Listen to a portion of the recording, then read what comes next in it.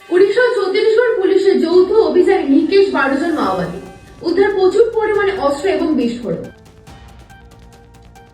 সঞ্জয় রায়ের ফাঁসি চেয়ে উচ্চ আদালতের দ্বারস্থ রাজ্য সরকার। বেপরোয়া বাসের গতি, সাত সকালে যাদবপুর এইচবি বাস স্ট্যান্ডের কাছে সংঘর্ষ বাইকের সঙ্গে। তিকোন প্রেম, ফের ধর্ষণ, এবার বাসন্তীতে অষ্টম শ্রেণীর পড়ুয়াকে গ্রেফতার 2 যুবক। ফের ভূমিকম্প, 6.4 মাত্রা রিক্টার স্কেলে কেঁপে উঠল সমগ্র তাইওয়ানের দক্ষিণ অঞ্চল। H-1B ভিসা নিয়ে রক্ষণশীল ট্রাম্প, চিন্তা বাড়ছে আমেরিকা বসবাস করে ভারতীয়দের মনে। দীর্ঘ যুদ্ধের পর আজ সুস্থ হয়ে বাড়ি ফিরছেন সৈফ আলী খান। ঢাকা চলচ্চিত্র উৎসবে পুরস্কৃত সৃজিত মুখার্জির পদাতিক।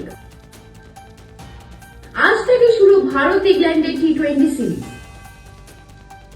ফের কুয়াশার দাপট বঙ্গে, আগামী দিনে শীত বাড়ার সম্ভাবনা নেই বলে জানিয়ে দিল আবহাওয়া দপ্তর।